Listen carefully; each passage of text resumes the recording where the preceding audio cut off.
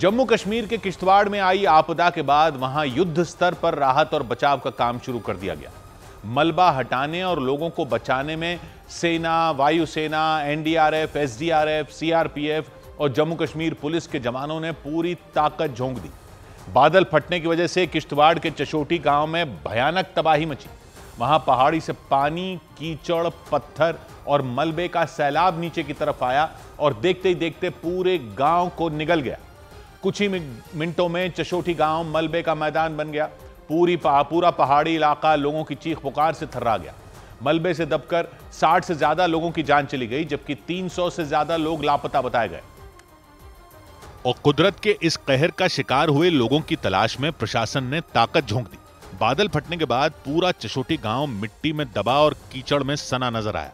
मलबा हटाकर लोगों को बचाने के लिए एनडीआरएफ, एसडीआरएफ, सीआरपीएफ और जम्मू कश्मीर पुलिस के जवानों के साथ वायुसेना ने भी मोर्चा संभाला। आप देख सकते हैं यहाँ पे Jammu Kashmir police, army, CRPF और साथ ही एसडीआरएफ की टीमें लगी हुई हैं और अभी रेस्क्यू ऑपरेशन यहाँ पे चलाया जा रहा है। राहत और बचाव में जुटी टीमें पेड़ों के बड़े बड़े तनों, मकानों की लकड़ियों, सीमेंट के खंभों और भारी भरकम पत्थरों को हटाकर एक एक जिंदगी की तलाश करती दिखी। हम पाडर के चशोटी गांव के उसी जगह पे है, उसी लंगर पे है जो सबसे ज्यादा कल तबाह हुआ, क्षतिग्रस्त हुआ। और ये जो लंगर है आप देख सकते हैं विजुअल्स में, यहाँ पे अभी राहत कार्य चल रहे हैं। बादल फटने की घटना के बाद राहत और बचाव की टीमें लगातार बिना रुके दिन रात एक करके मलबा हटाने में जुट गईं, क्योंकि उन्हें इस बात की उम्मीद दिखी कि लापता लोगों में शायद कुछ जिंदगियों को बचाया जा सके। वायुसेना ने अपने मी-17 और ALH यानी एडवांस्ड लाइट हेलीकॉप्टर को राहत सामग्री और मेडिकल टीम को चशोटी गांव पहुंचाने के लिए भेज दिया, ताकि कुदरत के कहर से घायल लोगों को तुरंत मेडिकल सुविधा मिल सके और उनकी जिंदगी बचाई जा सके। किश्तवाड़ प्रशासन के अफसरों के मुताबिक चशोटी गांव में हादसा उस वक्त हुआ जब हजारों श्रद्धालु मचैल माता मंदिर की धार्मिक यात्रा के लिए वहां पहुंचे थे। चशोटी गांव में ही इस यात्रा का पहला पड़ाव, मतलब बादल वहीं फटा जहां से मचैल माता मंदिर की धार्मिक यात्रा की शुरुआत होती थी। प्रशासन के मुताबिक हादसे के वक्त चशोटी गांव में श्रद्धालुओं की बसें और छोटी गाड़ियां भी मौजूद थी। सैकड़ों की संख्या में श्रद्धालु यात्रा से पहले वहां बने होमस्टे और टेंटों में मौजूद थे। लेकिन एक ही झटके में सैलाब आया और सब कुछ बहाकर ले गया। पहाड़ी से नीचे आते सैलाब को देखकर ऐसा लगा जैसे पानी, कीचड़ और पत्थरों के टुकड़े जमीन फाड़ कर निकल रहे हों। किश्तवाड़ में बादलों के फटने से ठीक उसी तरह की तबाही हुई जिस तरह की तबाही इससे पहले उत्तराखंड के धराली में हुई थी। दोनों जगहों पर सैलाब ऐसे नीचे आया, लगा जैसे पहाड़ों के सीने पर आसमान फट पड़ा हो। बिजली जैसी गड़गड़ाहट के साथ बादल फटा और देखते ही देखते शांत चशोटी गांव को पूरी तरह निगल गया। मचैल माता की धार्मिक यात्रा से पहले चशोटी गांव की चहल पहल सैलाब आने के बाद मातम के सन्नाटे में बदल गई। जो कुछ भी यहाँ पे इर्द गिर्द था वो सब कुछ तबाह हुआ है, चाहे गाड़ियां थी, चाहे मकान थे, जो कुछ भी यहाँ था फ्लैश फ्लड्स में सब कुछ तबाह हुआ है। और न्यूज़ 18 इंडिया की टीम है रियल ग्राउंड जीरो पे। पहाड़ से आते सैलाब और मलबे को देखकर सड़क पर खड़े लोग कांप गए। वहां मौजूद पुलिस के जवान लोगों को पीछे हटाने में जुट गए।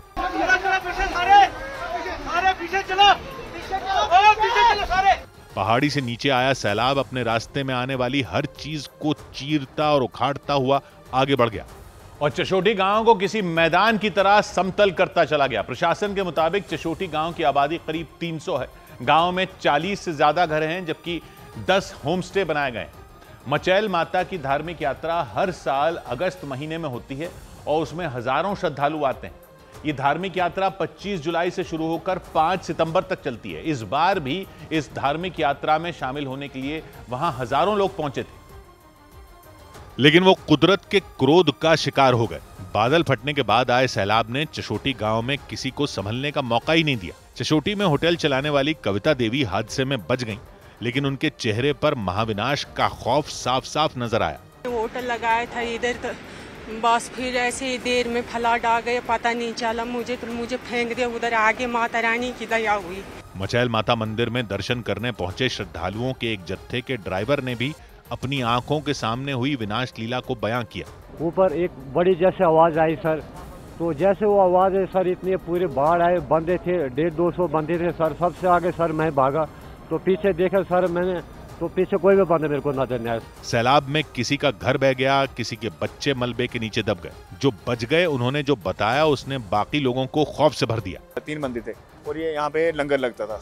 लंगर में कम से कम उस वक्त भी रोटी कुछ खा रहे होंगे 100-115 यात्री थे यहाँ पे। हाँ जी यात्री। तो अभी क्या हम ये कह सकते हैं डेथ टोल अभी बढ़ सकता है? बहुत ज्यादा बढ़ सकता है। लोगों के मुताबिक सैलाब आया तो बड़े बड़े पेड़ किसी तिनके की तरह बह गए थे। चशोटी गांव में हर जगह तबाही के निशान बिखरे मिले। लंगर के बर्तन, सिलेंडर, घर का सामान, जूते चप्पल और कपड़ों का बैग कीचड़ में सने मिले। हालांकि बिना वक्त गंवाए राहत और बचाव में जुटी टीमें मलबे को हटाने और लोगों की जिंदगी बचाने में जुट गईं। राहत बचाव में जुटे अधिकारियों के मुताबिक पहाड़ी से सैलाब आने की वजह से चशोटी गांव के ऊपर 5 से 8 फीट मलबा जमा हो गया। मलबे की मोटी परत हटाकर लापता लोगों की तलाश करना राहत टीमों के लिए सबसे बड़ी चुनौती बन गई। इसीलिए मिट्टी और मलबा हटाने के लिए मिट्टी खोदने वाली मशीनें लगा दी गई और उन मशीनों की मदद से मिट्टी की मोटी परत को खोदकर तलाशी अभियान चलाया गया। किश्तवाड़ का चशोटी गांव ऊंचाई पर मौजूद है, जहां तक पहुंचने के लिए जवानों को पैदल लंबा सफर तय करना पड़ा। बारिश की वजह से सड़कें टूट गईं और कई जगह पैदल रास्ते भी बह गए। यानी कुदरत के कहर के बाद चशोटी गांव तक पहुंचना राहत और बचाव टीम के लिए ही सबसे बड़ी चुनौती बन गया, क्योंकि बड़े बड़े पत्थरों, टूटे पेड़ों और कीचड़ ने रास्तों को पूरी तरह बंद कर दिया। हालांकि मुश्किलों का सामना कर पहुंचे एनडीआरएफ, एसडीआरएफ, सेना और पुलिस के जवानों ने मिलकर तलाशी अभियान शुरू कर दिया, लेकिन लापता लोगों की न तो सटीक संख्या का पता चल सका और न ही लोकेशन का। मिसिंग का कोई आइडिया नहीं है। अब हमने 2-3 बूथ बनाया, हम अनाउंसमेंट कर रहे हैं कि जिस भी रिलेटिव जो साथ आया था जिनका कोई खो गया है वो हमारे पास रिपोर्ट करें। जम्मू कश्मीर के पूर्व सीएम और नेशनल कॉन्फ्रेंस पार्टी के प्रमुख फारूक अब्दुल्ला ने भी मलबे में 500 से ज्यादा लोगों के दबे होने की आशंका जताई। किश्तवाड़ में मुझे लगता है अभी मलबे के नीचे 500 से ज्यादा लोग हैं। किश्तवाड़ के अस्पतालों में हादसे के बाद कोहराम मच गया। हादसे में जान गंवाने वाले लोगों के रिश्तेदार रोते बिलखते दिखे, क्योंकि चशोटी गांव में बादल फटने के बाद सब कुछ तबाह हो गया था। वहां चीख पुकार मच गई। लोग जान बचाने के लिए वहां से भाग खड़े हुए थे। किश्तवाड़ जिले में मौजूद मचैल माता का मंदिर देवी दुर्गा को समर्पित है। हर साल हजारों श्रद्धालु माता के दर्शन के लिए यहां आते हैं। इस यात्रा के दौरान चशोटी गांव तक श्रद्धालु गाड़ियों से पहुंचते हैं और फिर वहां से मचैल गांव तक 8.5 किलोमीटर की पैदल यात्रा करते हैं। लेकिन इस साल मचैल माता की धार्मिक यात्रा में शामिल हुए सैकड़ों श्रद्धालुओं पर आसमान से आफत टूट पड़ी। बादल फटने के बाद वहां हाहाकार मच गया। लोग बुरी तरह दहशत में नजर आए। बादल फटने की इस घटना के बाद प्रशासन ने तुरंत मचैल माता की धार्मिक यात्रा रोक दी। चशोटी गांव जम्मू कश्मीर के दक्षिण पूर्वी जिले किश्तवाड़ के पड्डर घाटी में मौजूद है। इस गांव की किश्तवाड़ शहर से दूरी करीब 90 किलोमीटर है। चशोटी गांव से मचैल माता मंदिर की दूरी करीब 8.5 किलोमीटर है। चशोटी गांव से श्रद्धालु मंदिर तक जाने के लिए पहाड़ी के ऊपर पैदल यात्रा करते हैं। चशोटी गांव पहाड़ियों की तलहटी में बसा है, यानी उसके चारों तरफ ऊंचे ऊंचे पहाड़ मौजूद हैं। बादल फटने के बाद सैलाब बिजली की रफ्तार से नीचे आया और कुछ ही सेकंड में पूरे गांव को लील गया। हालांकि इस खौफनाक घटना के बाद मचैल माता मंदिर के पास फंसे सैकड़ों श्रद्धालुओं को निकाल लिया गया। बादल फटने के बाद से ही किश्तवाड़ में लगातार बारिश हो रही थी। इस दौरान वहां कैंपों में रह रहे लोगों की सांसें अटकी रहीं, क्योंकि उन्हें डर सता रहा था कि कहीं दोबारा कुदरत का कहर न टूट पड़े। क्योंकि बादल फटने के बाद वहां ऐसा सैलाब आया था कि उसकी चपेट में जो कुछ भी आया वो तबाह हो गया। बड़ी संख्या में लोगों की जान चली गई और कई लोग लापता भी हो गए। यही नहीं, इस आपदा की वजह से मचैल माता मंदिर में दर्शन के लिए गए सैकड़ों श्रद्धालु वहां फंस गए थे। हालांकि मौसम ठीक होते ही उन्हें वहां से निकाल लिया गया। यात्री जो है अब वापस आ रहे हैं। हालांकि यहाँ पे कठिन रास्ता है, लेकिन अब ये धीरे धीरे इनको वापस शिफ्ट किया जा रहा है किश्तवाड़ की और वहाँ से ये अपने घरों को रवाना होंगे। यहाँ पे महिलाएं हैं, बच्चे हैं, बुजुर्ग हैं। लौट रहे श्रद्धालुओं ने बादल फटने की घटना में मारे गए लोगों के लिए मंदिर में प्रार्थना की। लेकिन हैरानी की बात यह रही कि इस दौरान मचैल माता की प्रतिमा के ऊपर लगा छत्र अचानक हिलने लग गया। श्रद्धालुओं ने इसे देवी का चमत्कार बताया और वो रोने लग गए।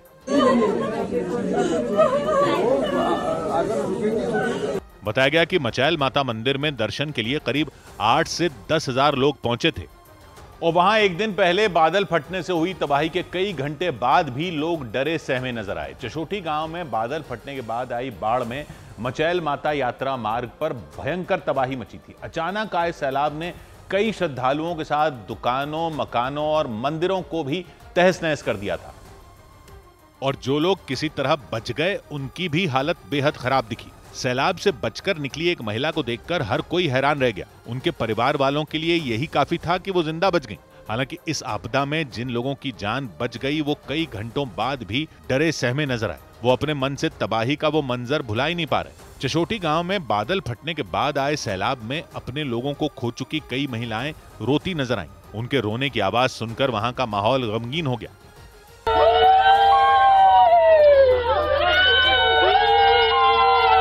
चशोटी गांव से मचैल माता यात्रा पर निकले कई श्रद्धालु तो इतना डर गए कि उन्होंने किसी तरह बस अपने घर पहुंच जाने की कामना की। कुदरत के कहर को अपनी आंखों के सामने देख चुके लोग खौफ में नजर आए। इस बीच वहां यात्रा मार्ग में फंसे कई श्रद्धालुओं को सुरक्षित निकाला गया। वो लोग सैलाब की वजह से मचैल में ही फंस गए थे। उधर उत्तराखंड के उत्तरकाशी में पहाड़ खिसकने के बाद गंगोत्री हाईवे को बंद कर दिया गया। उत्तराखंड के उत्तरकाशी में धरासू के पास पहाड़ से बड़े बड़े पत्थर आ जाने की वजह से गंगोत्री हाईवे बंद हो गया। हाईवे बंद होने से करीब 200 गांवों का संपर्क जिला मुख्यालय से टूट गया। हालांकि प्रशासन ने मशीनों की मदद से हाईवे खोलने का काम शुरू कर दिया। हिमाचल प्रदेश के किन्नौर में एक बरसाती नाले में भारी बारिश के बाद बाढ़ आ गई, जिसकी वजह से नेशनल हाईवे 5 का एक बड़ा हिस्सा टूट गया। प्रशासन के मुताबिक वहां बहने वाले ग्याबुंग नाले और चारंग नाले में भी सैलाब आ गया, जिससे एक पुल को नुकसान पहुंचा। उत्तराखंड के जोशीमठ में भारी बारिश के बाद जमीन धंसने से एक मकान ढह गया। गनीमत यह रही कि घटना से पहले उसमें रहने वाले लोग बाहर निकल आए थे, लेकिन उसके आसपास के कई और मकानों की भी हालत जर्जर नजर आई। उधर जम्मू कश्मीर के पुंछ में उफनती नदी के बीच फंसी 2 महिलाओं को सुरक्षित बचा लिया गया। उन दोनों महिलाओं के मुताबिक वो अपने घरेलू जानवरों को चराने के लिए नदी के पार गई थीं और उस वक्त वहां बिल्कुल भी पानी नहीं था, लेकिन कुछ ही देर में अचानक बाढ़ आ गई और दोनों वहां फंस गईं। और उन्हें सेना के जवानों ने रस्सियों की मदद से बाहर निकाला, लेकिन इससे पहले उन तक पहुंचने के लिए एक नाव की मदद ली गई। बड़ी संख्या में सेना के जवान उस नाव को लेकर नदी के किनारे पहुंच गए। उन्होंने उसे नदी में उतारने की कोशिश की, लेकिन वो कामयाब नहीं हो पाए। फिर तो उनमें एक जवान की लाइफ जैकेट में एक रस्सी बांधी गई और वो उफनते सैलाब में कूद गए।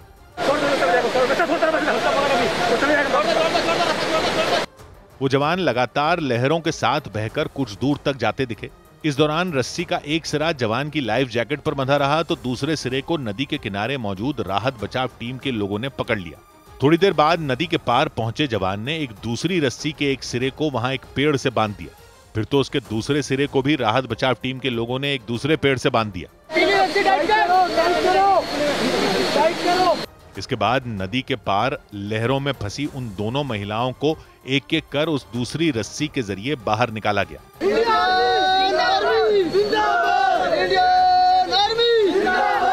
पुंछ में इस बचाव अभियान के बाद उन दोनों महिलाओं ने खुशी जाहिर की और अपनी जान जोखिम में डालकर उनकी जान बचाने वाले उस जवान को वो आशीर्वाद देती नजर आईं।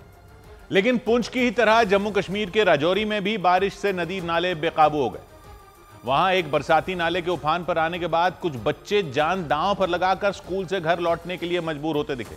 पिछले कई दिन से राजौरी और उसके आसपास के इलाकों में भारी बारिश देखने को मिली। इसकी वजह से वहां बहने वाली तमाम छोटी बड़ी नदियों के साथ बरसाती नाले भी उफान पर आ गए। और ऐसे ही एक उफनते बरसाती नाले को कुछ बच्चे जान जोखिम में डालकर पार करते नजर आए। सभी बच्चे स्कूल ड्रेस में दिखाई दिए। उनकी पीठ पर किताबों का बैग भी नजर आया। राजौरी जिले के दरहाल इलाके में रहने वाले लोगों ने बताया कि जब बच्चे स्कूल गए थे उस वक्त नाले में ज्यादा पानी नहीं था, लेकिन दोपहर के वक्त हुई भारी बारिश के बाद उस बरसाती नाले में उफान आ गया। इसी वजह से जब बच्चे स्कूल से घर जाने के लिए लौटे तो वो रास्ते में फंस गए। इसका पता चलने के बाद गांव के कुछ लोग तुरंत वहां पहुंच गए और बच्चों को निकालने में जुट गए। 2 लोग पहाड़ी से आ रहे नाले के पानी में खड़े हो गए और फिर उन्होंने एक एक कर गोद में उठाकर बच्चों को नाला पार कराया। इस दौरान जरा सी गलती से वहां कुछ भी हो सकता था, क्योंकि दूसरी तरफ गहरा गड्ढा था जिसमें गिरने के बाद किसी का भी बचना नामुमकिन था। हालांकि गांव के लोगों ने बड़ी सावधानी के साथ सभी बच्चों को वहां से सुरक्षित निकाल लिया। इधर उत्तराखंड के उत्तरकाशी में मौजूद हर्षिल इलाके को गंगोत्री हाईवे से जोड़ने वाले इकलौते पुल के गिरने का खतरा मंडराने लग गया। ऐसा इसलिए क्योंकि वहां पुल भागीरथी नदी के ऊपर बना है और नदी के तेज बहाव की वजह से पुल के नीचे की मिट्टी का तेजी से कटाव शुरू हो गया। इसका पता चलने के बाद तुरंत इसकी जानकारी प्रशासन को दे दी गई ताकि वक्त रहते पुल की मरम्मत कराई जा सके। भागीरथी नदी पर बना यह पुल उत्तरकाशी जिले में मौजूद हर्षिल को गंगोत्री हाईवे से जोड़ता है, लेकिन धराली में आई आपदा के बाद इस पुल पर भी खतरा मंडराने लग गया। ऐसा इसलिए क्योंकि भारी बारिश की वजह से पुल के नीचे से बहने वाली भागीरथी नदी उफान पर है। इससे पुल के दोनों पिलरों के नीचे से मिट्टी का कटाव तेज हो गया। मिट्टी का कटाव बहुत तेजी से हो रहा है, फ्लो काफ़ी तेज है। तो एक प्रिकॉशन के रूप में हमने कंसर्निंग डिपार्टमेंट को कम्युनिकेट किया है कि इसको एग्जामिन करके कम्युनिकेट करें कि इसमें कोई दिक्कत है या नहीं है। नदी के कटाव की वजह से सड़क का एक हिस्सा भी टूटा नजर आया, इसीलिए एसडीआरएफ की तरफ से पुल की जांच कराने की मांग की गई, क्योंकि अगर ये पुल टूट गया या फिर ध्वस्त हो गया तो लोगों का हर्षिल से गंगोत्री हाईवे तक पहुंचना मुश्किल हो जाएगा। हर्षिल को नेशनल हाईवे गंगोत्री से जोड़ने वाला ये एकमात्र पुल है और यहाँ पर अगर ये पुल में कोई भी दिक्कत आती है तो उससे कहीं ना कहीं बड़ी परेशानी होगी। आसपास रहने वाले लोगों के मुताबिक पहाड़ों के ऊपर लगातार हो रही भारी बारिश की वजह से भागीरथी नदी रौद्र रूप में है। दावा किया गया कि नदी के तेज बहाव और मिट्टी के कटाव की वजह से पुल कमजोर हो गया। उधर यूपी के लखीमपुर खीरी में नदी के उफान पर आने से हाहाकार मच गया। उत्तर प्रदेश के लखीमपुर खीरी में एक प्राचीन शिव मंदिर कुछ सेकंड के अंदर शारदा नदी में समा गया। इसे देखकर लोग दहशत से भर गए। वहां रहने वाले लोगों के मुताबिक पहाड़ों पर हो रही बारिश की वजह से शारदा नदी में उफान आया और उसकी वजह से नदी के किनारे मौजूद कई गांवों पर डूबने का खतरा मंडराने लग गया। दिल्ली के वसंत विहार इलाके में भारी बारिश की वजह से एक दीवार गिर गई और उसके नीचे दबने से 2 बच्चों की जान चली गई। देर रात हुई इस घटना की जानकारी मिलने के बाद तुरंत एनडीआरएफ की टीम वहां पहुंची और मलबा हटाने में जुट गई। उत्तराखंड के धराली में आई आपदा के बाद बचाव टीमों ने स्वतंत्रता दिवस के मौके पर ध्वजारोहण किया। इस दौरान आपदा में जान गंवाने वाले लोगों को याद करते हुए 2 मिनट का मौन भी रखा गया। इधर मीट की दुकानें बंद किए जाने के विरोध में कांग्रेस के कार्यकर्ताओं और नेताओं ने मुंबई में महानगर पालिका ऑफिस के बाहर प्रदर्शन किया। उन्होंने महाराष्ट्र के ठाणे की कल्याण डोंबिवली महानगर पालिका यानी केडीएमसी के फैसले का विरोध किया। प्रदर्शन में कांग्रेस के साथ मुंबई में मीट का कारोबार करने वाले खटीक समुदाय के लोग भी शामिल हुए। विरोध कर रहे लोगों ने यह दावा किया कि किसी भी शहर की नगर पालिका या सरकार को यह हक नहीं कि वो लोगों के खाने पीने की चीजें तय करें। मुंबई में विरोध जताने के लिए प्रदर्शनकारी अपने साथ मुर्गियां लेकर महानगर पालिका दफ्तर के बाहर इकट्ठा हुए और राज्य सरकार और महानगर पालिका के खिलाफ नारेबाजी की। कांग्रेस के साथ प्रदर्शन में शामिल खटीक समुदाय के लोगों ने आरोप लगाया कि मीट बैन के फैसले से उनका काफी नुकसान हुआ। महाराष्ट्र के ठाणे की कल्याण डोंबिवली महानगर पालिका यानी केडीएमसी ने वहां मीट की दुकानों और बूचड़ खानों को स्वतंत्रता दिवस के दिन बंद रखने का आदेश दिया था। इसी तरह का आदेश ठाणे और नागपुर में भी जारी किया गया था, लेकिन इस पर पूरे महाराष्ट्र में सियासी बवाल छिड़ गया। क्या खाना चाहिए, क्या पहनना चाहिए, संपूर्ण अधिकार संविधान ने नागरिकों को दिया है और उस अधिकार पे लात मारने का काम प्रशासन कर रही है। मीट की दुकानें बंद करवाने के फैसले पर सत्ता पक्ष के कुछ नेताओं ने भी नाराजगी जाहिर की। कांग्रेस के नेताओं ने महानगर पालिका पर मनमाने फैसले करने का आरोप लगाया। प्रदर्शन के दौरान पुलिस वालों के साथ उनकी धक्का मुक्की भी हुई। हालांकि बाद में पुलिस वालों ने कुछ प्रदर्शनकारियों को हिरासत में लेकर बस में बैठा दिया। उधर दिल्ली के इंदिरा गांधी एयरपोर्ट से दरभंगा जा रही इंडिगो की एक फ्लाइट अचानक रद्द किए जाने से उसमें बैठे यात्री भड़क गए। यात्रियों ने आरोप लगाया कि उन्हें फ्लाइट में बैठाकर करीब आधे घंटे तक रनवे के चक्कर लगवाए गए और फिर फ्लाइट रद्द कर दी गई। इंडिगो ने जानकारी दी कि दिल्ली में मौसम खराब होने की वजह से वो विमान उड़ान नहीं भर पाए। उड़ान भरने में देरी हुई तो दरभंगा एयरपोर्ट पर लैंडिंग का वक्त निकल गया। इसी वजह से मजबूरी में वो फ्लाइट रद्द करनी पड़ी। लेकिन इसकी सूचना यात्रियों को तब मिली जब वो प्लेन में बैठे हुए थे। मतलब अपनी जानकारी के हिसाब से तो वो दिल्ली से दरभंगा के लिए निकल पड़े थे, लेकिन वो इंडिगो के जिस विमान में बैठे थे उसने उड़ान ही नहीं भरी। यात्रियों ने आरोप लगाया कि वो प्लेन 30 से 40 मिनट तक रनवे के चक्कर काटता रहा। इसके बाद अचानक उन्हें ये सूचना दी गई कि फ्लाइट रद्द कर दी गई। आधा घंटे हम लोगों को प्लेन में बिठाया, घुमाया, घुमा के फिर वहीं पे खड़ा कर दिया। इसके बाद तो यात्रियों का गुस्सा फूट पड़ा। वो सब प्लेन से उतरकर रनवे पर ही धरने पर बैठ गए। इस दौरान वहां मौजूद सुरक्षा कर्मी उन्हें समझाते नजर आए।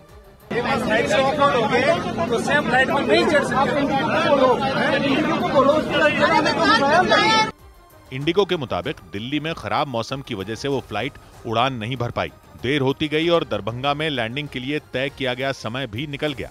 इसी वजह से ऐन मौके पर उस फ्लाइट को रद्द करना पड़ा। इंडिगो से जुड़े सूत्रों के मुताबिक जिन यात्रियों की फ्लाइट रद्द की गई उन्हें दूसरी फ्लाइट से भेजने या फिर उनके पैसे लौटाने का विकल्प भी दिया गया। इधर दिल्ली के नजदीक उत्तर प्रदेश के नोएडा का डरा देने वाला एक मामला सामने आया। वहां पुलिस से बचने के लिए एक टैक्सी ड्राइवर ने इतनी तेज कार दौड़ाई कि उसमें बैठे यात्रियों की जान हलक में आ गई। वो लोग टैक्सी ड्राइवर से कार को रोकने की मिन्नतें करते हैं, लेकिन वो पागलों की तरह कार को दौड़ाता रहा। उसने सड़क पर चल रही दूसरी गाड़ियों की भी परवाह नहीं की और पुलिस की पकड़ से बचने के लिए यात्रियों की जान खतरे में डाल दी, जबकि कैब में मौजूद परिवार लगातार कार रोकने की गुहार लगाता रहा। यार एक सेकंड रोक रहा हूं भाई, रोक भैया प्लीज रोक लो। पीछे नहीं है, प्लीज रोक लो भैया, प्लीज रोक रहा हूं आगे रोक रहा हूं। नहीं है पीछे गाड़ी, क्या मैं रोक रहा हूं भैया, प्लीज रोक दो, आप यहीं पे रोको गाड़ी। भैया पीछे नहीं, हम उतर जाएंगे, एक सेकंड उतर जाएंगे यार, लग जाएगी भैया, पीछे नहीं है गाड़ी, मैं बोल रहा हूं, देखिए साइड में रोक लीजिए ना प्लीज। चौंका देने वाला मामला नोएडा के परथला ब्रिज के पास का रहा। टैक्सी में बैठे लोग दिल्ली के कनॉट प्लेस जा रहे थे, लेकिन बताया गया कि टैक्सी वाले ने रास्ते में किसी गाड़ी को टक्कर मार दी और उसके बाद पीछे पड़ी पुलिस से भागने लग गया। भाई मैं पैसे दे दूंगा, रुक जाओ यार, मैं बात कर लूंगा, तुम रुक जाओ यार भाई मत कर यार, बच्चे साथ में यार, समझा कर यार मेरे भाई। इस चीख पुकार के दौरान कार में मौजूद बच्ची भी बुरी तरह डर गई। मुझे उतार दे, तू जहाँ जाना जा भाई। भैया प्लीज, भैया मैं पैर पड़ गई आपके। हम एक सेकंड उतर जाएंगे यार, रुक जा भैया, मैं दरवाजा के रेडी कर रहा हूँ, आप जब थ्रो कर दो हम निकल लेंगे भैया प्लीज। भैया नहीं है पीछे यार, सच में नहीं है पीछे, एक सेकंड रुक जाओ बस प्लीज, मैं आगे रोक रहा हूँ, प्लीज भैया प्लीज भाई, रोक लो यार, मेरी बेटी है यार।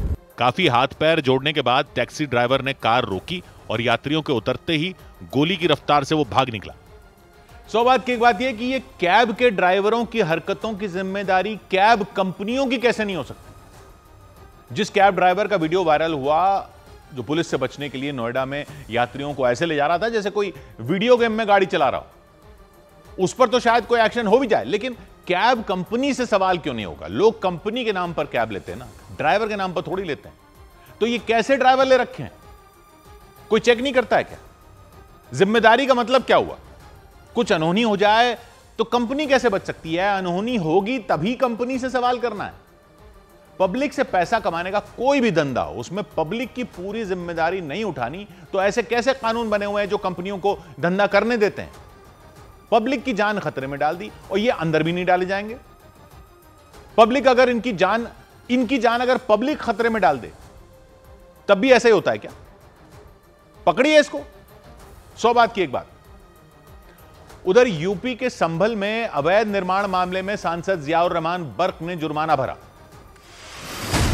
उत्तर प्रदेश के संभल में समाजवादी पार्टी के सांसद जियाउर रहमान बर्क ने अवैध निर्माण मामले में 1,35,000 रुपए का जुर्माना भरा। कोर्ट ने बर्क पर बिना नक्शा पास कराए मकान बनवाने पर जुर्माना लगाया था।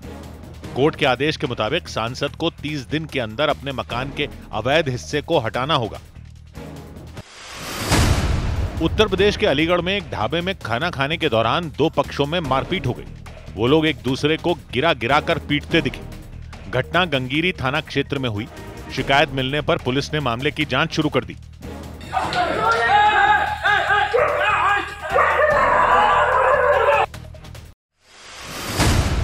बिहार के आरा में नहर से 9वीं क्लास में पढ़ने वाले एक छात्र का शव मिलने से सनसनी मच गई। बताया गया कि वो अपने घर से पिछले 3 दिन से गायब था।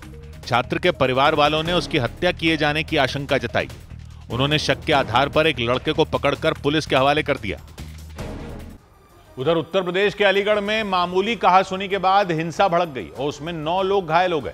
दो पक्षों के लोग किसी पुराने झगड़े को लेकर आपस में भिड़े। उनके बीच पहले बहस शुरू हुई और वो देखते देखते इतनी बढ़ गई कि उन्होंने एक दूसरे पर हमला कर दिया और इसके बाद तो वहां बवाल मच गया। दोनों पक्ष के लोगों ने एक दूसरे पर पथराव शुरू कर दिया।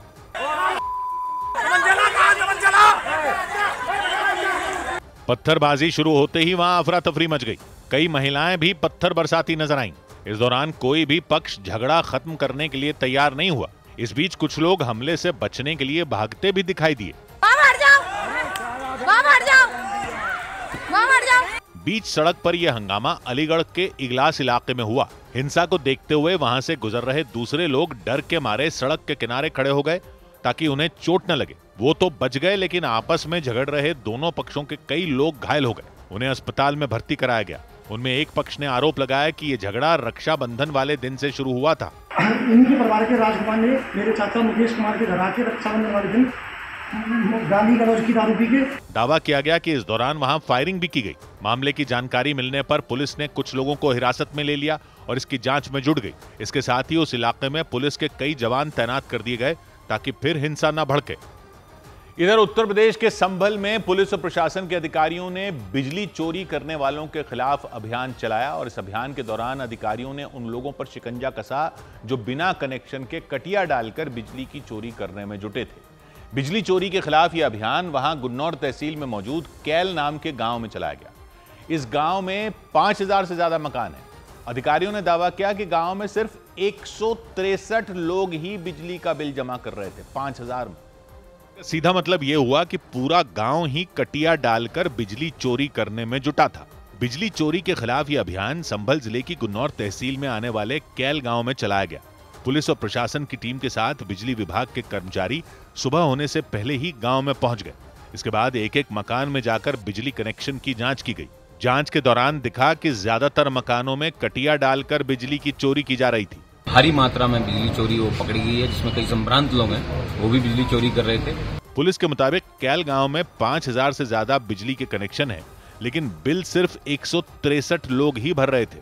पुलिस के मुताबिक कुछ रोज पहले जांच के दौरान गांव में बिजली विभाग के कर्मचारियों के साथ मारपीट तक की गई थी। क्योंकि पूर्व में उनके साथ मारपीट या फिर बिजली चेकिंग के दौरान महिलाओं को आगे कर देने या घर नहीं खोलने, इस तरीके की तमाम वाकये प्रकाश में आए। बिजली विभाग की शिकायत के बाद डीएम की अगुवाई में बिजली चोरी करने वालों के खिलाफ अभियान चलाया गया। जांच के दौरान गांव के कई घरों में बिजली के कनेक्शन नहीं मिले, लेकिन लाइट जलती हुई मिली। सौ बात की एक बात यह कि ये संभल में ये लगभग पूरा गांव ही बिजली चोरी करता पाया गया। 5000 में 163 ही बिजली का बिल भर रहे हैं। 5000 में 163। तो इतने टाइम से अधिकारी क्या कर रहे हैं? सब लोग मिलकर बिजली चोरी कर रहे हैं। तो वो तो बेवकूफ हुए ना जो बिजली का बिल भरते हैं। वो 163 लोग जो भर रहे थे वो बेवकूफ दिख रहे हैं। ईमानदार पब्लिक बिजली का बिल भी भरे और उसको बिजली महंगी भी मिले, क्योंकि चोर लोग बिल नहीं भरते। ईमानदार पर डबल मार। ये जिस गांव की खबर आई है कैल गांव, ऐसा तो लगता नहीं है कि ये कोई अकेला ऐसा गांव होगा। बता रहे हैं जब विभाग वाले जाते थे तो सब लोग मिलकर उनको मारने दौड़ते थे, कभी महिलाओं को आगे कर देते थे। मतलब पहले से चल रहा है। अब ये भी चक्कर है कि किसी इलाके में अगर 100 में 90 लोग, यहां तो 5000 में 163 लोग ही बिल भर रहे हैं, और 100 में 90 लोग अगर यानी बिजली चोरी करने लग जाएं तो बिजली काट भी नहीं सकते, क्योंकि उससे उन 10 लोगों की भी कट जाती है जो बिल भरते हैं। अब गांव की बिजली काट दो तो जो 163 बिल भर रहे हैं उनका क्या कसूर? और फिर वो भी सोचते होंगे कि हम क्यों भरें जब बाकी नहीं भर रहे। उनका तो काम धड़ल्ले से चल रहा है। ऐसा कैसे हो सकता है कि पूरा गांव बिजली की चोरी कर रहा था, पूरा का पूरा गांव, और वहां की पुलिस को पता नहीं था? पता तो था, बाद में पुलिस गई है, लेकिन इतने टाइम से जब हो रहा था वो पुलिस वाले जो उस टाइम पोस्टिंग थी उनकी, उनसे कौन जवाब लेगा? वहां के सरकारी लोगों को पता ही नहीं था। ऐसा कैसे हो सकता है? तो या तो उस वक्त सब मिले हुए थे या सब डरे हुए थे। किसका डर था? लोकल नेता लोगों का डर था क्या? तो उन पर केस क्यों नहीं करते? गांव के वोट क्या उसको जाते थे जो बिजली चोरी करवाने में मदद करता था? 5000 अगर गांव में लोग हैं, वो 5000 घर हैं, वो बिजली का बिल नहीं दे रहे, तो फिर ये सरकारें बिजली फ्री का नारा क्यों दे रही हैं? यहां तो ऐसे ऐसे गांव हैं जहां बिजली पहले से ही फ्री चल रही है। हक समझकर कटिया डालकर बिजली ले रहे हैं लोग। ऐसी खुली डकैती चल रही थी तो उस इलाके से चुने हुए नेता क्यों नहीं जवाब देंगे? नेता को पता नहीं था? वोट लेने जब जाते थे, नेता का काम सिर्फ अपने इलाके की पब्लिक के लिए आवाज उठाना है, वोट लेना है। अगर इलाके की पब्लिक ही चोर निकले तो नेता किसका प्रतिनिधि माना जाएगा? और जिन अधिकारियों ने अब तक यह होने दिया, जिन जिन की अब तक वहां ड्यूटी लगती रही, वो क्यों नहीं शामिल माने जाएंगे इस चोरी में? 100 बात की एक बात, उधर यूपी के प्रयागराज में मुठभेड़ के बाद कई बदमाशों को गिरफ्तार करने का दावा किया गया। उत्तर प्रदेश के प्रयागराज में पुलिस ने लूटपाट करने वाले 5 बदमाशों को मुठभेड़ के बाद गिरफ्तार करने का दावा किया। पुलिस के मुताबिक मुठभेड़ के दौरान 3 बदमाश गोली लगने से घायल हो गए, जिन्हें अस्पताल में भर्ती कराया गया। पुलिस ने दावा किया कि बदमाशों के पास से 4.5 लाख रुपए, 2 बाइक और एक तमंचा मिला। बिहार के वैशाली में 50,000 के एक इनामी बदमाश को मुठभेड़ में मार गिराने का दावा किया गया।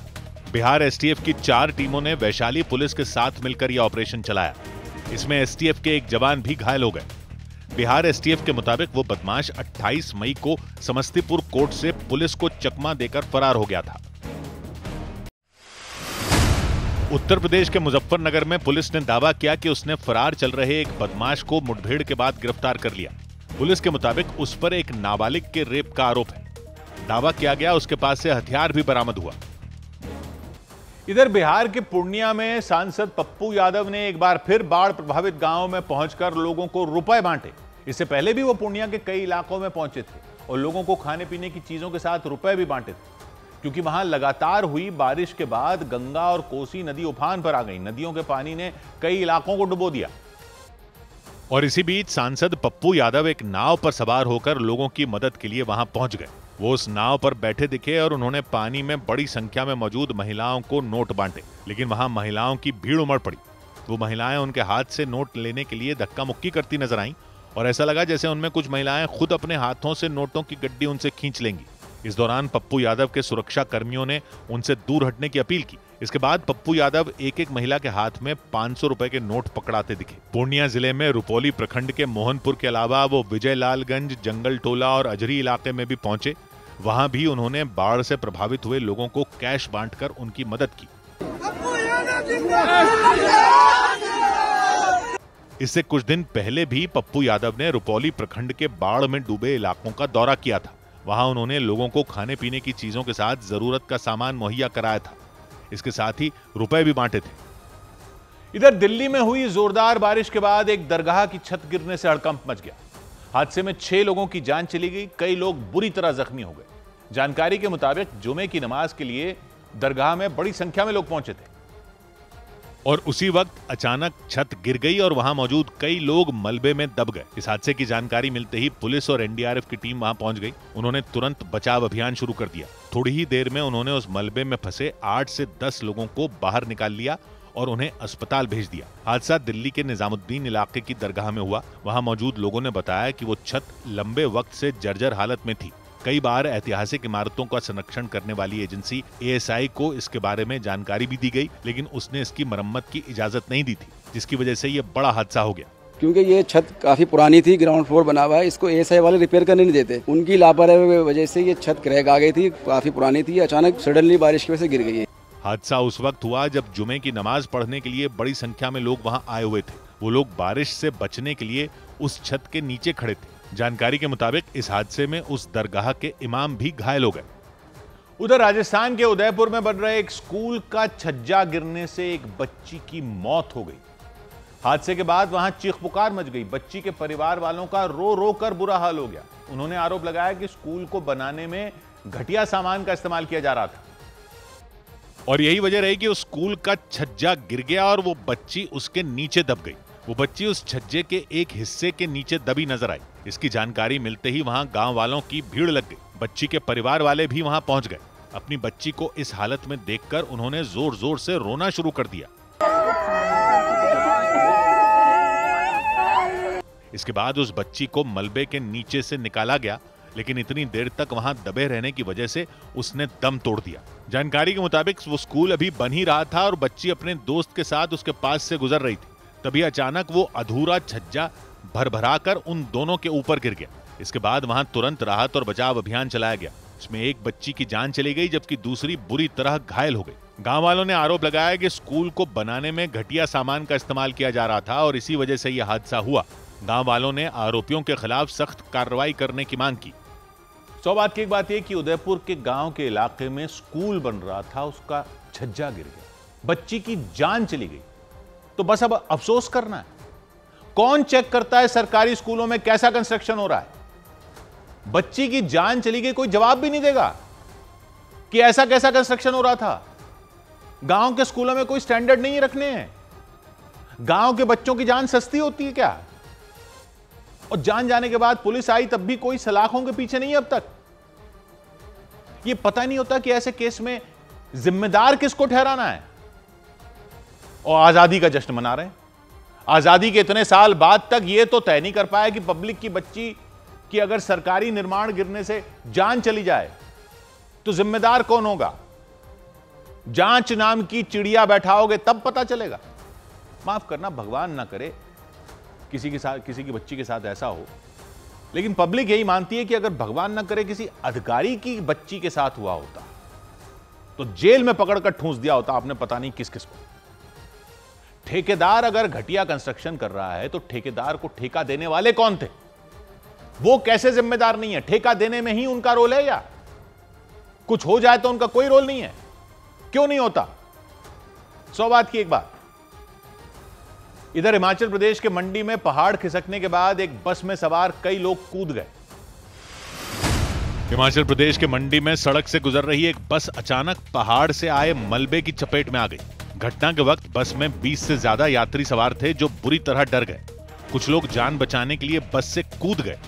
राहत की बात यह रही कि घटना में किसी की जान नहीं गई। बिहार के जहानाबाद में आरोप लगे कि रास्ते के झगड़े में एक लड़के की गोली मारकर हत्या कर दी गई। मामला मदनगंज थाना क्षेत्र के प्रीतमपुर गांव का रहा।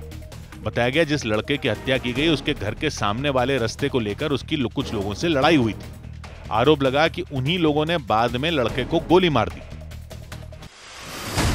उत्तर प्रदेश के आगरा में पुलिस ने 15,000 रुपए के एक इनामी बदमाश को मुठभेड़ के बाद गिरफ्तार करने का दावा किया। पुलिस के मुताबिक चेकिंग अभियान के दौरान पुलिस ने जब उसे रोका तो उसने फायरिंग शुरू कर दी। इसके जवाब में पुलिस ने गोलियां चलाईं तो एक गोली उसके पैर में लग गई। पुलिस ने उसे अस्पताल में भर्ती कराया। उत्तर प्रदेश के फतेहपुर में मकबरे के अंदर तोड़फोड़ किए जाने के विरोध में असदुद्दीन ओवैसी की पार्टी AIMIM ने प्रदर्शन किया। उस मकबरे के मंदिर होने का दावा किया गया था और इसके बाद 11 अगस्त को हिंदूवादी संगठनों से जुड़े कुछ लोग उसमें घुस गए थे। उन्होंने मकबरे में तोड़फोड़ कर दी थी। AIMIM ने आरोपियों के खिलाफ सख्त कार्रवाई की मांग की। पुलिस प्रशासन मुर्दाबाद, मुर्दाबाद, मुर्दाबाद। उधर उत्तर प्रदेश के सोनभद्र में डीजल से भरा एक टैंकर पलटने के बाद वहां डीजल लूटने की होड़ मच गई। टैंकर में हजारों लीटर डीजल भरा था, अचानक बेकाबू हुआ और हादसे का शिकार हो गया। इसके बाद तो सड़क पर अफरा तफरी मच गई और आसपास के लोग उस सड़क पर बह रहे डीजल को लूटते नजर आए। उन लोगों ने डीजल को बाल्टियों में भरना शुरू कर दिया। उन लोगों में सबसे ज्यादा डीजल लूटने की होड़ मच गई। रुको रुको, हटाओ उधर। टैंकर पलटने का यह हादसा सोनभद्र जिले में मौजूद चोपन थाना क्षेत्र की मारकुंडी घाटी के पास हुआ। वहां हजारों लीटर डीजल से भरा वो टैंकर संतुलन बिगड़ने की वजह से सड़क किनारे पलटा दिखा। इस हादसे के बाद सड़क पर काफी दूर तक डीजल बहने लग गया। वो लोग अपने घरों से बाल्टियां और डिब्बे लेकर वहां पहुंच गए। एक तरफ कुछ लोग सड़क किनारे गड्ढों में भरे डीजल को मग से उठाकर बाल्टी में भरते दिखे तो दूसरी तरफ कुछ लोग टैंकर के पास फैले डीजल को डिब्बों में भरने लग गए। सड़क पर टैंकर पलटने के कारण जैम लग गया और वो लोग काफी देर तक डीजल इकट्ठा करते रहे। हालांकि टैंकर पलटने की वजह से उसका ड्राइवर बुरी तरह घायल हो गया और उसे अस्पताल में भर्ती करवाया गया। इधर उत्तर प्रदेश सरकार के पूर्व मंत्री स्वामी प्रसाद मौर्य को थप्पड़ मारने वाले लड़के को अयोध्या में सम्मानित किया गया। हनुमानगढ़ी के महंत राजू दास ने रोहित द्विवेदी नाम के उस लड़के को पगड़ी पहनाई, उसे आशीर्वाद दिया। कुछ दिन पहले रोहित द्विवेदी ने रायबरेली में स्वामी प्रसाद मौर्य को थप्पड़ मार दिया था।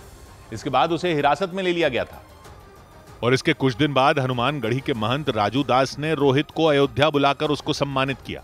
उन्होंने उसे पगड़ी पहनाई और आशीर्वाद दिया। रोहित को आशीर्वाद देता हूँ, रोहित ने नेक कार्य किया, खूब आशीर्वाद, खूब मंगल कामना। इस दौरान उन्होंने स्वामी प्रसाद मौर्य पर हिंदुओं का अपमान करने का आरोप लगाया। हिंदू नीच है, हिंदू हिंसक है, ऐसे शब्दों का प्रयोग किसी नीच के द्वारा किया जा रहा हो, वो थप्पड़ न खाए, ऐसा संभव है क्या? कुछ दिन पहले यूपी सरकार में पूर्व मंत्री स्वामी प्रसाद मौर्य फतेहपुर के लिए निकले थे। इसी दौरान अपने समर्थकों से मिलने के लिए उन्होंने रायबरेली में अपना काफिला रोका था। उस वक्त जैसे ही वो गाड़ी से बाहर आए, उनके समर्थकों में मौजूद रोहित द्विवेदी ने उन पर हमला कर दिया था। इससे पहले रोहित हाथों में माला लेकर स्वामी प्रसाद मौर्य की गाड़ी के पास खड़ा दिखा था। वहां मौजूद दूसरे समर्थकों की तरह उसने भी उन्हें माला पहनाई थी, लेकिन इसके तुरंत बाद ही उसने स्वामी प्रसाद मौर्य के सिर पर थप्पड़ जड़ दिया था। ये देखते ही स्वामी प्रसाद मौर्य के समर्थक उस पर टूट पड़े थे। उन्होंने उसकी बुरी तरह पिटाई कर दी थी। उधर दुनिया के नंबर 1 टेनिस खिलाड़ी यानिक सिनर सिंसिनाटी ओपन के सेमीफाइनल में पहुंच गए। इटली के खिलाड़ी यानिक सिनर ने अमेरिका में चल रहे टेनिस टूर्नामेंट सिंसिनाटी ओपन के सेमीफाइनल में जगह बना ली। क्वार्टर फाइनल में उन्होंने कनाडा के खिलाड़ी फेलिक्स ऑजिए-अलियसीमा को 6-0, 6-2 से बुरी तरह हराया और यह मुकाबला जीतने में उन्हें सिर्फ 71 मिनट का वक्त लगा। चेन्नई में होने वाले बुचीबाबू क्रिकेट टूर्नामेंट में क्रिकेटर पृथ्वी शॉ महाराष्ट्र की टीम से खेलते नजर आएंगे। पृथ्वी शॉ इससे पहले तक घरेलू क्रिकेट में मुंबई की टीम के लिए खेलते रहे हैं। उन्होंने कुछ महीने पहले मुंबई की टीम छोड़कर महाराष्ट्र की टीम से खेलने का फैसला लिया था। भारतीय क्रिकेट टीम के कोच गौतम गंभीर ने उज्जैन के महाकाल मंदिर में दर्शन किए। वो अपने परिवार के साथ महाकाल मंदिर पहुंचे और वहां उन्होंने भस्मारती में हिस्सा लिया। इधर महाराष्ट्र के पुणे में एक फ्लाईओवर के नीचे से गुजर रहे एक व्यक्ति पर लोहे के ढेर सारे टुकड़े गिरने से अफरा तफरी मच गई। हादसा उस वक्त हुआ जब वो किसी काम से अपने स्कूटर पर सवार होकर उस फ्लाईओवर के नीचे की सड़क से गुजर रहे थे और अचानक उनके ऊपर लोहे की बरसात हो गई। एक साथ लोहे के ढेर सारे टुकड़े उनके सिर पर गिर गए। इस वजह से उनका संतुलन बिगड़ा और वो स्कूटर लेकर सड़क पर गिर पड़े। इस दौरान हेलमेट नहीं पहने होने के कारण वो बुरी तरह घायल हो गए और काफी देर तक उस सड़क पर बेसुध पड़े रहे। हादसे के बाद सड़क पर भीड़ लग गई और इस बीच पास के मकान में रहने वाले भी उन्हें देखने के लिए दौड़ पड़े। सड़क से गुजर रहे लोगों को समझ ही नहीं आया कि अचानक उस फ्लाईओवर से इतने सारे लोहे के टुकड़े कैसे गिरे। जानकारी के मुताबिक फ्लाईओवर पर एक ऑटो पलट जाने की वजह से उसमें रखा लोहे का सामान नीचे गिरा और वो स्कूटर सवार इस हादसे का शिकार हो गए। दिल दहला देने वाला यह हादसा पुणे के छावा चौक के पास हुआ। इससे पहले उस सड़क से कई गाड़ियां गुजरती दिखीं, तभी अचानक उस फ्लाईओवर से लोहे के ढेर सारे टुकड़े गिरे और स्कूटर सवार उस व्यक्ति को संभलने का मौका तक नहीं मिला। हालांकि बाद में लोगों ने उन्हें अस्पताल में भर्ती करवा दिया। उधर देश भर में आवारा सांडों और गायों के हमलों की खबरों के बीच मध्य प्रदेश के रायसेन से भी डरा देने वाला एक मामला सामने आया। वहां सड़क से गुजर रही 3 महिलाओं पर आवारा सांड ने अचानक हमला कर दिया। वो महिलाएं सड़क किनारे एक दुकानदार से कुछ पूछने के बाद आगे बढ़ रही थी, तभी वो सांड उनकी तरफ दौड़ पड़ा। देखकर आसपास के लोग दहशत में आ गए, क्योंकि उस सांड ने पीछे से आकर उन महिलाओं पर हमला कर दिया। इस जोरदार टक्कर की वजह से उनमें एक महिला नीचे गिर गई, जबकि दूसरी महिला तो हवा में उछलकर दूर जाकर गिरी। इस दौरान उस सड़क से गुजर रहे लोग भी खौफ में आ गए। दिल दहला देने वाला यह मामला रायसेन जिले में नगर पालिका के दफ्तर के पास हुआ। उस सांड के इस तरह अचानक हमला करने की वजह से आसपास के इलाके में दहशत फैल गई। इस हादसे से पहले उस सड़क से कई मोटरसाइकिलें गुजरती दिखीं। इस दौरान बुर्का पहनी वो 3 महिलाएं वहां सड़क किनारे एक दुकानदार से कुछ पूछती नजर आईं। वो तीनों जैसे ही उस दुकान से आगे बढ़ीं, तभी अचानक पीछे से एक सांड दौड़ता हुआ वहां आ गया और उन महिलाओं पर हमला कर दिया। इस हादसे में एक महिला को काफी चोट आई, हालांकि उनकी जान बच गई। 100 बात की एक बात यह कि अब रायसेन में सांड ने महिलाओं पर हमला कर दिया। ये बात सही है कि कुत्तों के हमलों का मामला सीरियस होता है, क्योंकि उसमें रेबीज का खतरा ज्यादा होता है, क्योंकि कुत्ता काट लेता है। लेकिन सांडों के हमलों को सीरियसली नहीं लेना है क्या? नगर पालिकाओं को इसके लिए कोई नहीं पूछेगा। नगर निकाय का दफ्तर वहां से दूर नहीं है जहां यह हमला हुआ है। इन हमलों पर हाय तौबा कब मचेगी? इन हमलों में लोगों की जान को खतरा होता हो तो होता रहे। कोई तो मालिक होता होगा ना आवारा सांडों का भी, और मालिकों ने छोड़ दिया तो प्लान क्या है नगर पालिकाओं का इनके लिए? कुत्तों को खुले में खाना खिलाने वालों को तो बोल रहे हैं कि लोग कि जिनको शौक हो वो अपने घर ले जाएं। सांडों को कौन ले जाएगा? सांडों के शेल्टर बनाने के लिए आदेश देने के लिए भी सुप्रीम कोर्ट को आना पड़ेगा। पहले लोगों की जान जाए, कई जगहों पर लोगों की जान जाए, तब जाकर एक्शन होगा। कई लोगों की जान जा चुकी है। वैसे तो कुत्तों के अलावा भी कई आवारा पशुओं के हमलों में कई लोगों की जान जा चुकी है, लेकिन कोई आंकड़ा होता है क्या? कोई लिमिट का जान जाने का कोई आंकड़े की वेट हो रही है? पहले इतने लोग मर जाएं तब एक्शन लेंगे नगर पालिका वाले। किस बात की तनख्वाह लेते हैं ये? नालियां साफ होती नहीं, एक बारिश में सड़क पर पानी भर जाता है, सड़कों पर गड्ढे ऐसे हो जाते हैं कि गाड़ियां उनमें गिर जाती हैं, बिजली के तार पानी में गिर जाते हैं, सड़कों पर लोगों को करंट लग जाता है, पेड़ों की जड़ें कमजोर हो जाती हैं, बारिश होती है, पेड़ चलती गाड़ियों पर गिर जाते हैं, कुत्ते सड़कों पर चलने नहीं देते, कुत्तों को डील करो तो सांड आ जाते हैं। इन इलाकों को शहर कहते हैं हम। ये शहर है हमारे, नगर पालिकाएं बनाई हुई हैं। नगर पालिकाएं बनाई क्यों हुई हैं? अगर बेसिक काम शहर को मेंटेन करने का वो नहीं कर सकती, क्यों दें इतने लोगों को पब्लिक के पैसे से तनख्वाहें? ये विकसित भारत का प्लान बन रहा है, कह रहे हैं विकसित भारत का जो प्लान बन रहा है उसमें प्लीज हर जगह सड़कें ट्रिपल बना दो। डबल रोड से भी अपना काम नहीं चल रहा। एक आने की एक जाने की सड़क से काम नहीं चल रहा। एक रखवाने की, एक जाने की, एक जानवरों की एक सड़क दे दो इनको, और नगर पालिका वालों की वहीं टेबलें कुर्सियां लगा दो, उनका ऑफिस वही कर दो, सांडों के साथ बैठे रहें, जुगाली करते रहें। 100 बात की एक बात। इधर प्रधानमंत्री नरेंद्र मोदी ने युवाओं के लिए नई योजना का ऐलान किया। स्वतंत्रता दिवस के मौके पर प्रधानमंत्री मोदी ने देश के युवाओं के लिए 1 लाख करोड़ रुपए की प्रधानमंत्री विकसित भारत रोजगार योजना की शुरुआत की। इस योजना के तहत निजी क्षेत्र में पहली बार नौकरी मिलने के बाद युवाओं को सरकार की तरफ से 15,000 रुपए दिए जाएंगे। साथ ही रोजगार देने वाली कंपनियों को भी प्रोत्साहन राशि दी जाएगी। प्रधानमंत्री विकसित भारत रोजगार योजना करीब 3.5 करोड़ नौजवानों को रोजगार के नए अवसर बनाए। कांग्रेस अध्यक्ष मल्लिकार्जुन खड़गे और राहुल गांधी ने कांग्रेस दफ्तर में रिमोट से झंडा फहराया। ध्वजारोहण के वक्त तेज बारिश होने के बावजूद सभी नेताओं ने खड़े होकर राष्ट्रगान गाया। दिल्ली में स्वतंत्रता दिवस के मौके पर पूर्व सांसद रमेश बिधूड़ी ने तिरंगा लेकर बाइक रैली निकाली। उनके साथ 3,000 मोटरसाइकिलों पर सवार होकर बड़ी संख्या में लोग सड़क पर निकले। रैली दिल्ली के तुगलकाबाद, बदरपुर और कालकाजी विधानसभा क्षेत्रों में निकाली गई। उधर बिहार के शेखपुरा से चौंका देने वाला एक मामला सामने आया। वहां बाढ़ के बीच एक स्कूल में स्वतंत्रता दिवस मनाया गया। गंगा की सहायक नदी हरोहर खतरे के निशान से ऊपर चली गई।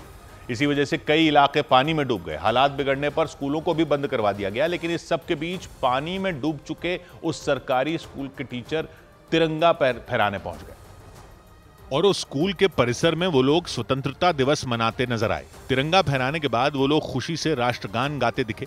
इस दौरान उन लोगों की कमर से ऊपर तक पानी भरा नजर आया। भारत माता की जय, भारत माता की जय, वंदे मातरम, वंदे मातरम। शेखपुरा जिले के घाट कुसुम्भा प्रखंड के उस सरकारी स्कूल के चारों तरफ पानी लबालब नजर आया, लेकिन इसके बावजूद उन शिक्षकों ने जान जोखिम में डालकर तिरंगा फहराया। वहां गंगा की सहायक हरोहर नदी खतरे के निशान से ऊपर बहने लग गई। इस वजह से दर्जनों गांव बाढ़ की चपेट में आकर तबाह हो गए। हालत बिगड़ने के बाद स्कूलों को भी बंद करवा दिया गया। बाढ़ की चपेट में आने से उन गांवों में रहने वालों का जीना मुहाल हो गया, क्योंकि जहां तक नजर गई सिर्फ पानी ही पानी भरा दिखाई दिया। सड़कों और खेतों का अंतर ही मिट गया। खेतों में पानी भर जाने से किसानों की फसलें बर्बाद हो गईं। बाढ़ ने ऐसा कोहराम मचाया कि रास्तों का संपर्क ही टूट गया, इसलिए लोग नाव से रास्ता पार करने पर मजबूर हो गए।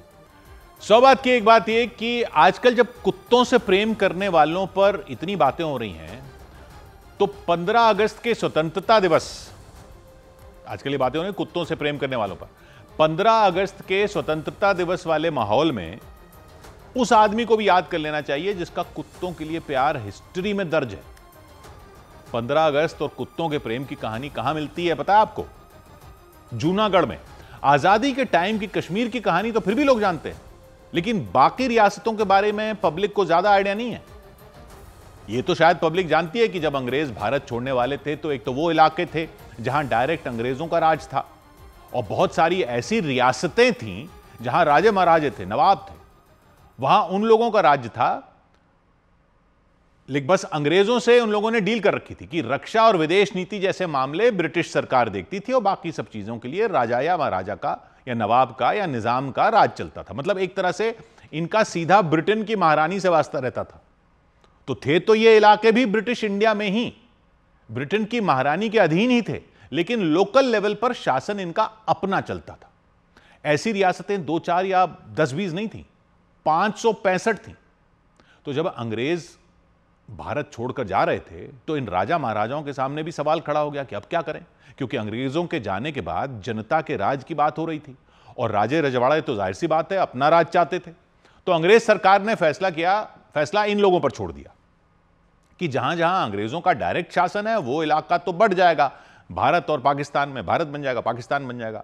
उसमें उन्होंने कहा कि जिन इलाकों में मुस्लिम आबादी ज्यादा है वहां पाकिस्तान बना देंगे, जहां हिंदू आबादी ज्यादा है वो इलाके भारत में रह जाएंगे। बाकी बची 565 रियासतें। तो इन 565 रियासतों के राजाओं को अंग्रेजों ने 3 विकल्प दिए, 3 चॉइस, या तो भारत में शामिल हो जाओ, या पाकिस्तान में शामिल हो जाओ, या अपने आप को एक आजाद देश घोषित कर दो, किसी में शामिल मत हो। तो कश्मीर की कहानी तो बहुत से लोग जानते हैं कि क्या हुआ था। ऐसे ही एक रियासत थी जूनागढ़, अब गुजरात में जो है जूनागढ़ वही वाला। वो एक छोटी सी रियासत थी और उसका अपना एक नवाब हुआ करता था। 1947 में नवाब थे मोहम्मद महाबत खान जी तृतीय। वो नाम में ही जी लगाते हैं वहां के लोग, इसलिए खान जी थे, खान जी कहते थे, मोहम्मद महाबत खान जी। तो नवाब मोहम्मद महाबत खान जी अपने शाही ठाट बाट और कुत्तों के प्रति बेपनाह मोहब्बत के लिए मशहूर थे, कुत्तों के प्रति। इधर 1947 में भारत में उथल पुथल मची हुई थी। ब्रिटिश सरकार ने ऐलान कर दिया था कि वो 15 अगस्त को भारत छोड़ देंगे। बंटवारे की लकीरें खींची जा चुकी थी, हर रियासत को फैसला करना था। जूनागढ़ रियासत जो गुजरात के सौराष्ट्र क्षेत्र में बसी थी, एक अनोखी रियासत थी। इसकी आबादी थी हिंदू, 82%, 82% लोग हिंदू थे।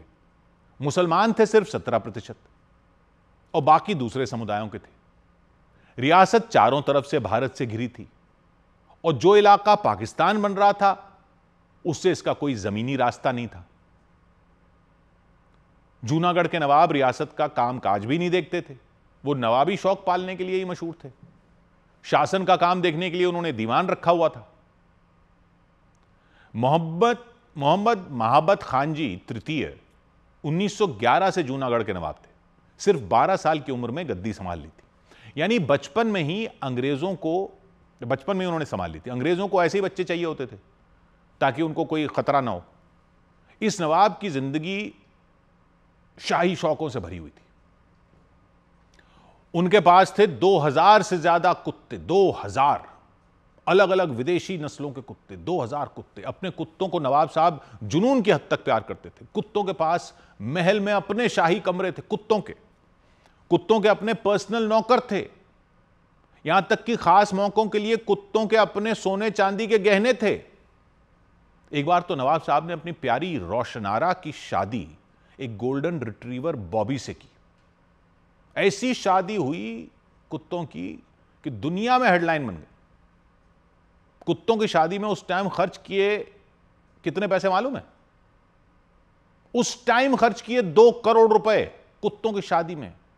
पूरे जूनागढ़ में 3 दिन की छुट्टी घोषित कर दी गई। सड़कों पर शाही जुलूस निकला। जुलूस क्या, कुत्तों की बारात समझ लीजिए। 250 कुत्ते गहनों से सजे हुए बारात में निकले। ऐसे शौक वाले नवाब थे जूनागढ़ के। कोई खतरा तो था नहीं राजपाट पर, वो सब तो अंग्रेज देख रहे थे ना। लोकल शासन के काम देखने के लिए दीवान रखा हुआ था और खुद शौक पाल रहे थे नवाब। दीवान कौन थे जूनागढ़ के? दीवान का नाम था शाहनवाज भुट्टो, सर शाहनवाज भुट्टो। दिमाग में घंटी बजी कोई? जी, यही वाले बिलावल भुट्टो के परनाना सर शाहनवाज भुट्टो के बेटे थे जुल्फिकार अली भुट्टो, जो बाद में पाकिस्तान के प्रधानमंत्री बने। जुल्फिकार अली भुट्टो की बेटी बेनजीर भुट्टो भी प्रधानमंत्री बनी और बेनजीर के बेटे हैं बिलावल भुट्टो। तो इनके परनाना थे जूनागढ़ के दीवान, यानी शासन शाहनवाज भुट्टो का ही चलता था। 1947 की गर्मियों में नवाब तो यूरोप में छुट्टी मना रहे थे। जब अंग्रेजों के जाने की बात आई तो मोहम्मद अली जिन्ना के साथ हो गए दीवान भुट्टो कि नवाब को पटाते हैं कि वो पाकिस्तान में शामिल करवा दें जूनागढ़ को। भुट्टो को भी लगा कि पाकिस्तान में जाने से शायद उनको कुछ बड़ा मिल जाए, क्योंकि भारत में तो कोई स्कोप था नहीं, उनको दिख नहीं रहा था।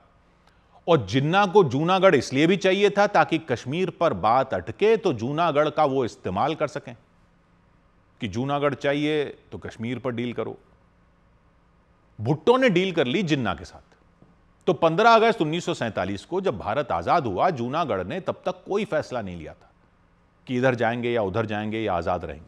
फैसले पर साइन चाहिए थे नवाब के।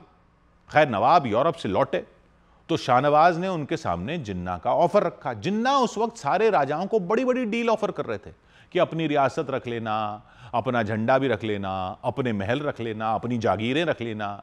कईयों को तो कह रहे थे अपनी करेंसी भी रख लेना, बस किसी तरह पाकिस्तान में शामिल हो जाओ। तो ऐसी ही लुभावनी डील जिन्ना की तरफ से भुट्टो ने पेश कर दी नवाब के सामने।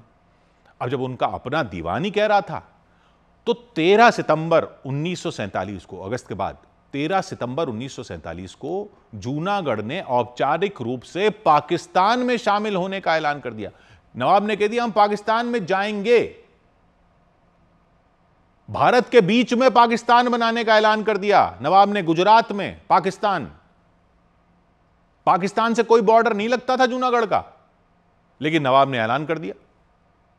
जूनागढ़ की जनता ने विद्रोह कर दिया। पब्लिक में गुस्सा भड़क उठा, लोग सड़कों पर उतर आए, विरोध प्रदर्शन शुरू हो गए। महात्मा गांधी के चचेरे भाई थे सामलदास गांधी। सामलदास गांधी ने मुंबई में जूनागढ़ की आरजी हुकूमत यानी अस्थायी सरकार घोषित कर दी। अस्थायी सरकार का मकसद था जूनागढ़ को भारत में शामिल करवाना। गृह मंत्री सरदार पटेल ने जूनागढ़ को भारत का हिस्सा बनाने का बीड़ा उठा लिया, लेकिन कश्मीर का मसला भी फंसा हुआ था। तो माउंटबेटन ने कहा कि मिलिट्री मत भेजो। सैन्य कार्रवाई के बजाय भारत ने क्या किया कि जूनागढ़ की आर्थिक नाकेबंदी शुरू कर दी। भाई था भारत के बीच में, गुजरात में सारे रास्ते तो भारत से होकर ही जाते थे, रास्ते ब्लॉक हो गए, खाने पीने की चीजों की कमी होने लगी। नवाब के पास अपनी सेना थी, लेकिन बहुत छोटी सी सेना थी, रियासत की सेना। अंग्रेजों के टाइम में सेना वगैरह की जरूरत ही नहीं पड़ती थी नवाब को। तो नवाब ने पाकिस्तान में जाने का ऐलान तो कर दिया, लेकिन आगे की रणनीति सोची नहीं थी भुट्टो ने। जनता का गुस्सा बढ़ता जा रहा था। जूनागढ़ के अंदर ही 2 छोटी जागीरें थी, मंगरोल और बाबरियावाड़। 2 छोटी रियासत थी। मंगरोल और बाबरियावाड़ ने भारत में शामिल होने का ऐलान कर दिया। सोचिए कैसा टाइम रहा होगा। इधर देश आजाद हो रहा है, उधर आपके इलाके का शासक कह रहा है कि वो आपके इलाके को दूसरे देश का हिस्सा बना देगा। फिर उसी के 2 जागीरदार कह रहे हैं कि वो तो भारत के साथ जाएंगे। पब्लिक का तो सोचिए उस टाइम क्या हो रहा होगा कि भाई कहां कौन से देश में हम। खैर, 2 जागीरों ने बगावत की तो नवाब ने उन पर सैन्य कार्रवाई कर दी। भारत ने जवाब में अपनी सेना को तैयार कर लिया। अब भारत की सेना के सामने एक छोटी सी रियासत की सेना की क्या ताकत हो सकती थी। अगस्त से करते करते अक्टूबर खत्म होने वाला था। नवाब को लगा कि वो फंस चुके हैं, पब्लिक साथ में है नहीं। तो उन्होंने फैसला किया कि भुट्टो को यहां छोड़कर पाकिस्तान भाग जाते, बाद में देखी जाएगी। तो 24 अक्टूबर 1947 की रात को जूनागढ़ का शाही महल अंधेरे में डूबा था। बाहर जनता का गुस्सा था, भारतीय सेना की नाकेबंदी थी, रियासत की बिगड़ती हालत थी। इस सब में नवाब घिर चुके थे। नवाब मोहम्मद महाबत खानजी तृतीय ने फैसला किया कि अब जूनागढ़ में रुकना मुमकिन नहीं है। वो अपने परिवार और खजाने के साथ पाकिस्तान भागने की योजना बनाने लगे। जमीन का रास्ता तो था नहीं पाकिस्तान तक। अब एक छोटा सा हवाई जहाज था नवाब के पास, वो विमान कराची तक जा सकता था। तो नवाब ने प्लान बनाया कि उसमें बैठकर कराची निकल जाते। लेकिन क्या क्या ले जाएं कराची अपने साथ। प्लेन में जितनी जगह थी उस हिसाब से तय करना था, टाइम कम था। शाही खजाने में हीरे जवाहरात थे, वो निकाले। खुद नवाब थे, 4 बेगमें थी, 7 बच्चे थे। और सबसे प्यारे तो नवाब को अपने कुत्ते थे। उनमें भी 800 कुत्ते बहुत प्यारे थे उनको। 800 कुत्ते तो आ नहीं सकते थे प्लेन में। अब महल में उस रात अफरा तफरी मची रही। नवाब की बेगमों ने सामान बांधना शुरू किया, बच्चों को तैयार किया जाने लगा, नौकर भागदौड़ में जुटे थे। लेकिन नवाब का ध्यान अपने कुत्तों पर था। महल के अधिकारियों ने कहा कि कुत्तों के खास बक्से बने हुए हैं, उन खास बक्सों में 100 कुत्ते तक तो वो प्लेन में किसी तरह फिट कर सकते, उससे ज्यादा नहीं जा पाएंगे। अब रात गहराती जा रही थी, विमान तैयार था। नवाब ने कुत्ते चुनने शुरू किए कि भाई कौन से ले जाएं। कुत्ते चुनते चुनते वो 150 से कम पर राजी नहीं हुए कि 100 नहीं 150 तो लेकर ही जाऊंगा। अब प्लेन में फिट ही नहीं आ रहे थे। तो नवाब ने क्या किया, उन्होंने अपनी एक बीवी उतार दी, 2 बच्चे उतार दिए। कुत्ते ले जाने के चक्कर में अपने बीवी बच्चे छोड़ दिए 2 बच्चे छोड़ गए, एक बेगम छोड़ गए और भाग गए पाकिस्तान हवाई जहाज में। उनकी जगह नवाब ने अपने 150 कुत्तों को विमान में बैठा लिया। विमान में जगह इतनी कम थी कि सिर्फ 8 लोग और 150 कुत्तों के बक्से ही समा सके। उसके बाद तो खैर शाहनवाज भुट्टो भी जूनागढ़ को नहीं संभाल सके। शाहनवाज भुट्टो ने 7 नवंबर को भारत सरकार से मदद मांगी। 8 नवंबर को वो भी पाकिस्तान भाग गए। इसके बाद 9 नवंबर 1947 को भारतीय सेना ने बिना किसी बड़े संघर्ष के जूनागढ़ पर कब्जा कर लिया और सरदार पटेल की चतुराई ने इस रियासत को भारत का हिस्सा बना दिया। और मामला पक्का रहे कि कहीं कोई कानूनी सवाल बाद में खड़ा ना हो कि नवाब ने तो भारत में शामिल नहीं किया था जूनागढ़ को, तो इसको हमेशा के लिए सेटल करने के लिए भारत ने बाकायदा पब्लिक की वोटिंग करवाई। 20 फरवरी 1948 को एक जनमत संग्रह करवाया गया। जूनागढ़ की पब्लिक से पूछा गया कि कौन भारत में आना चाहता है। 2 लाख से ज्यादा वोटरों में 91% ने भारत के पक्ष में वोट दिया। और पाकिस्तान को कितने लोगों ने चुना? सिर्फ 911 लोगों ने। 911 लोगों ने पाकिस्तान के लिए वोट दिया 2 लाख में। जूनागढ़ औपचारिक रूप से भारत का हिस्सा बन गया और फिर इसे सौराष्ट्र में मिला दिया गया। फिर नवाब का क्या हुआ पाकिस्तान में? उनकी बेगम और बच्चे जो यहां रह गए, उनका क्या हुआ? भुट्टो तो पाकिस्तान के बड़े आदमी बन गए। उनके बेटे तो जैसा हमने बताया कि बाद में प्रधानमंत्री बन गए थे और आज तक उनका खानदान वहां एक तरह से राज कर रहा। लेकिन नवाब के बच्चों का क्या हुआ और उनके कुत्तों का क्या हुआ? वो कहानी भी लंबी है, लेकिन मोटे तौर पर बात वही है कि उनका भी वही हाल हुआ जो उन लोगों का हुआ जिन्होंने जिन्ना की बातों में आकर उस अगस्त के महीने में चुन लिया था पाकिस्तान। भुगत रहे हैं सब। 100 बात की एक बात। इस बीच पंजाब में अटारी वाघा बॉर्डर पर स्वतंत्रता दिवस पर कई कार्यक्रमों का आयोजन किया गया। पंजाब के अमृतसर में अटारी वाघा सीमा पर स्वतंत्रता दिवस के मौके पर जश्न मनाया गया। वहां स्वर्ण जयंती द्वार को तिरंगे के रंगों से सजाया गया। इसके साथ ही कई कार्यक्रमों का आयोजन भी किया गया। लाल किले पर हुए स्वतंत्रता दिवस के कार्यक्रम में शामिल न होने पर